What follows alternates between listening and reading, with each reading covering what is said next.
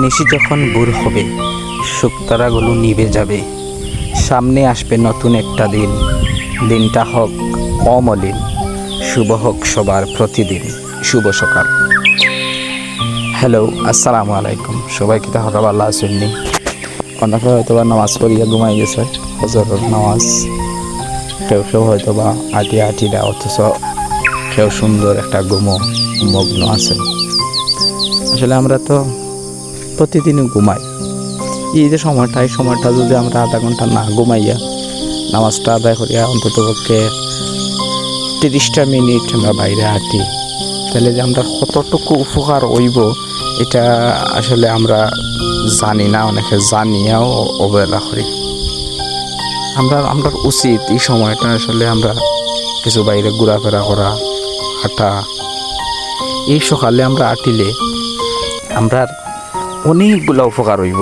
এই উপকারগুলোর মধ্যে কিছু উপকারের কথা আমি কই। আর যেমন সকাল যদি আপনারা ঘুম থেকে উঠেন, দিনও যে কাম করবা এই কামের সময়টা পাইলিবা বেশি।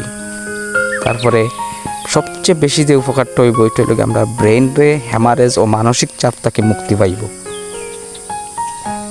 এই যে একটা রোগ ব্রেইন হ্যামারেজ, এটা থেকে আমরা মুক্তি পাইব, কত বড় একটা উপকার হইব আমরা আপনারা চিন্তা করানি। তারপরে ফুসফুসের কর্মক্ষমতা আমরা বৃদ্ধি পাইব, ভালো থাকবো, হার্টের সমস্যা দূর হইব। এরপরে হচ্ছে অবসাদ, উত্তেজনা, এগুলি আমরা অবসান করব। আমরা বিশেষ করে পড়ালেখা, যারা স্টুডেন্ট আছেন, পড়ালেখার মনোযোগটা বৃদ্ধি পাইব, আমরা সুখের জীবন হইব। এই কথাগুলো আসলে আমি খেনে হইয়া একমাত্র হইয়া আমরা এই সময়টা না ঘুমাইয়া এই সময়টা একটু আমরা আটাআটি করি। এই সময়টুকুরে এত গুরুত্ব, মানে এটা আমি তো কিছু কথা কইছি আপনারা, এই কথাগুলো একটুবার চিন্তা করক্কা যে কতটুকু উপকার হইব আমরা আটিলে। আর অনেকে আসেন যারা আটা তো দূরে থাক, নামাজও পড়ছেন না, ঘুমাইতে পারেন, অসুবিধা নাই।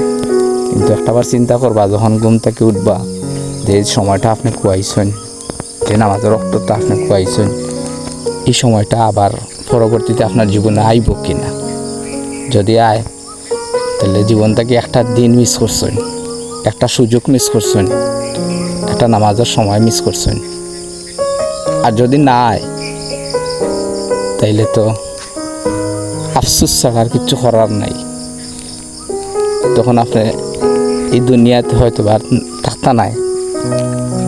এই দুনিয়াত তত সময় আপনি পাইছেন, যে সুযোগ পাইছেন, এই সুযোগের মাঝে সবচেয়ে গুরুত্বপূর্ণ একটা সময়, আপনি লাস্ট সময় যেটা আছিল আপনার লাইফও, এটাও আপনি গুরুত্ব দিচ্ছেন না, এটা আপনি অবহেলা করছেন, ঘুমো আসলা।